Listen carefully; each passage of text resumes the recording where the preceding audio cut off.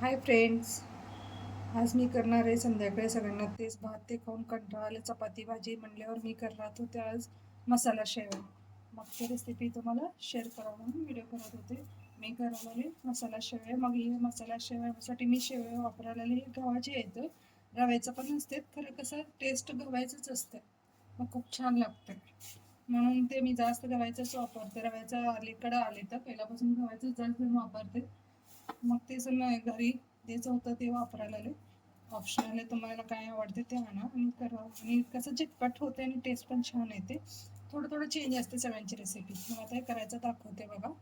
आणायला इन्ग्रेडियंट्स लागणार बघा: शेवया, कांदा, टमॅटो, कोथिंबीर, बटाटा. अजून तुम्हाला काय व्हेजिटेबल्स पाहिजे तर ॲड करू शकता. शिमला मिर्च, गाजर काय पण घालू शकता. तुम्हाला कसं मुलं आवडीने खातात, कोण खात नाही, तुमच्या आवडीनुसार तुम्ही घालू शकता. आता हे चांगलं आपण भाजून घेऊ. थोडंसं तेल घालून, मेन भाजायचं असते, भाजून घेऊ. आता मी तेल घालून थोडं छान चॉकलेटी कलर होईपर्यंत छान भाजून घ्या. तेल मात्र घाला, नुसतं भाजू नका. कसं नंतर कचकच लागते, ते चिकट सुटते. 2-3 चमच तेल घालून छानपैकी भाजून घेऊ.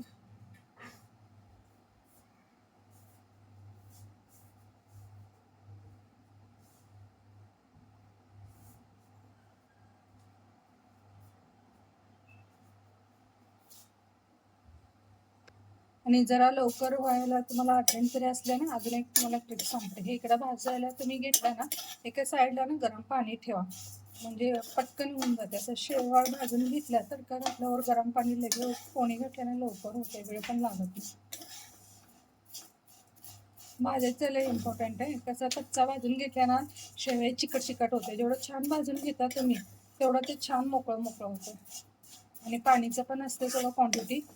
कसं मुलांना जरा ग्रेव्ही इंडियन मॅगी म्हणून बनवायचं असलं तर जरा पाणी जास्त घाला.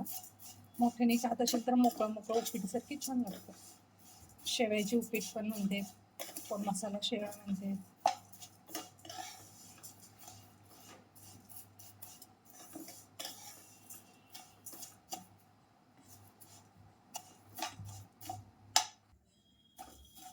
थोडंसं गव्हाच्या शेवयाला वेळ लागते भाजायला. ते जर जरी रवायचं असलं ना, रवाचं पटकन होते. भाजताना लवकर होते, खरं त्याचा टेस्ट थोडा खास येत नाही. काही ठिकाणी मिळत नाही म्हणून ऑप्शनल म्हणून रव्याची शेवया जास्त वापरते. खीर पण कधी पण बघा तुम्ही, गव्हाच्या शेवयाची मस्त लागते खीर. एक 10 मिनिट तर जाते याला भाजायला. खरं टेस्ट लय मस्त येते. शेवटी गव्हाचे जे नॅचरल असते गव्हाचं ते वेगळंच असतं टेस्ट. हे बघा असं ब्राउनिश तुम्हाला असं चॉकलेटी कलर भाजून घ्यायचं. गेंदा मसाला ते घालून तडका मारायचा. झाला ते भाजून घेतले मी व्यवस्थित. तर एक भांडीत काढून घेते ताटात.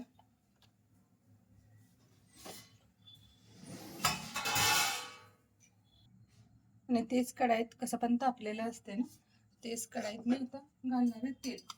ऑप्शनल आहे तेल पण तूप पण. तुपात पण केलं तर छान येते टेस्ट. खरं जास्त तेलच वापरतो आम्ही. हे बघा, थोडंसं तेल जास्त घाला म्हणजे मोकळं मोकळं होतं. थोडंसं तेल,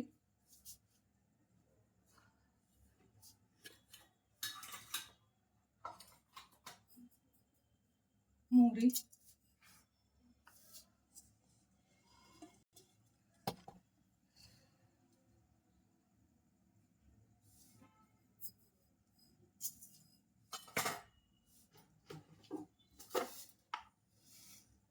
जिरा,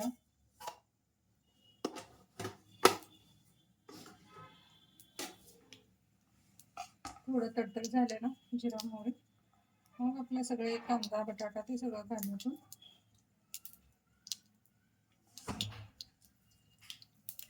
कारण कसं होते, म्हणजे व्हिडिओ करायचं छोटे असते, कारण काय छोटे छोटे टिप्स असते. मग ते सांगितले नाही ना, मग ते रेसिपी छान होत नाही. मग लोकांना काय वाटते, बोलणं जास्त आणि रेसिपी कमी. खरं काय टिप्स असं असतात ना, कंपल्सरी सांगितले ना, ते चांगल्या होते रेसिपी. नाहीतर कसं अर्धावट माहिती दिले ना, सगळं रेसिपी बिघडते. मग ते छान लागत नाही आणि तुम्हाला पण वाटते हे छान झालेली. त्याच्यापेक्षा 1-2 मिनिट बघितलं ना बरं असतं. पहिलं असं काय सांगते वाटत काय लोकांना किती बडबड करते मी. काही टिप्स असल्याशिवाय कोण जास्त बोलायला जात नाही. काही टिप्स असतात म्हणून सांगावं लागतं. आता एक कांदा घालते, व्यवस्थित जरा भाजून घेऊ.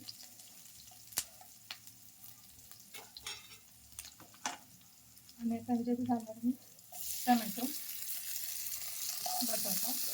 माझ्याकडे तेवढंच भाजायचं म्हणून घातले. शिमला मिरची ते घातले ना अजून खूप छान लागते. ते छान त्याच्यात भाजून घ्यायची. थोडंसं कांद्याची स्मेल जायला पाहिजे कच्चा. आणि ह्याच्यात अजून एक मसाला असा घालायचा की मस्त लागते टेस्ट. ते सांगते तुम्हाला काय म्हणून. हे छानपैकी भाजायला भाजूला केला. त्याच्यात आपला घरगुती मसाले घालायचं. हळद, थोडंसं लाल तिखट. ते म्हणजे आपलं घरगुती लाल तिखट आहे. मी अजून कलरसाठी लाल तिखट घालणार आहे.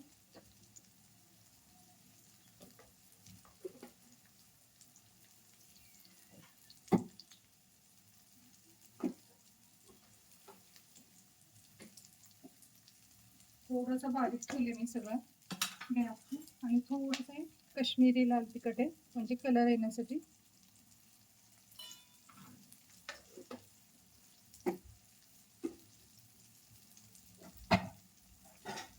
आणि अजून एक मसाला म्हणजे आपला सांबार मसाला असतो, एव्हरेस्ट असू दे कुठलाही पण असू दे, सांबार मसाला थोडासा टाका म्हणजे कसा छान लागते टेस्ट एकदम. थोडासा सांबार मसाला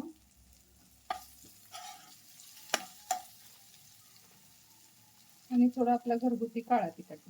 काळा तिखट असा आहे काय ना, काही भाज्याला आणि मसाले भात ते त्याला कंपल्सरी लागतं. थोडंसं काळा तिखट टाकले मी. आता छानपैकी सांबार मसाला घातल्या एवढं मस्त वास येते ना. आणि शेळ पण तेवढंच टेस्ट लागते. बघा तुम्ही एकदा ट्राय करून बघा.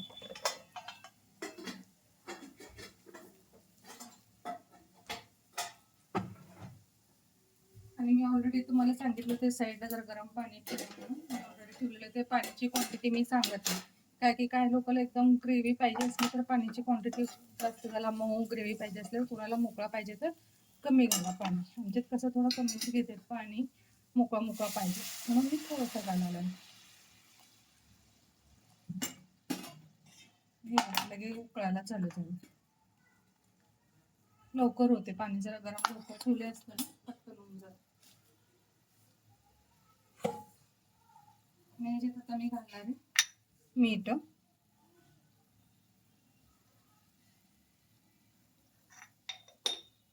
आणि जास्त जात नाही कुठलंही. बघा तुम्ही काय तर ग्रेव्ही असू द्या, उपीट असू द्या, जरा गरम पाणी साईडला ठेवला बाकीची तयारी करेपर्यंत होऊन जाते पटकन.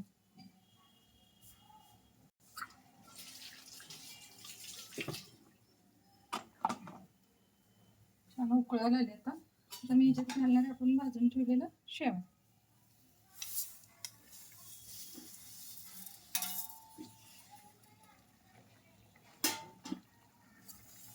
संध्याकाळी जरा कंटाळा चपाती ते पटकन होऊन जाते असं.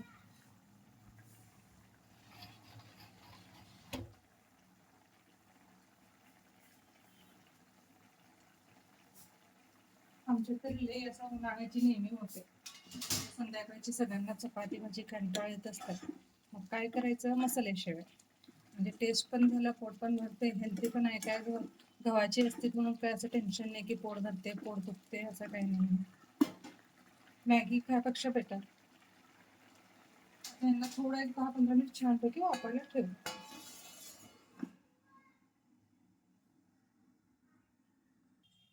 हे बघा फ्रेंड्स, मस्त की झालं. पण हे बघा मोकळं छान होतं. फक्त भाजताना आणि पाण्याची क्वांटिटी जरा लक्षात घेतल्या ना मस्त होत आहे.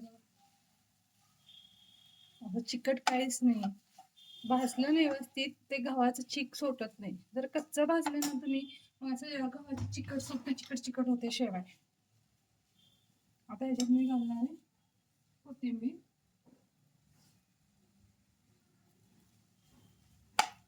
पहिला पण घातलं असं छान लागते, खरं लयच मोडून जाते त्या आतमध्ये कोथिंबीर.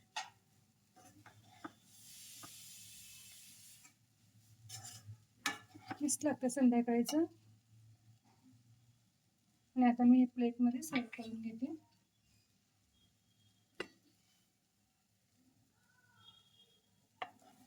त्याच्यासोबत एक पापड आणि लोणचं बस झालं.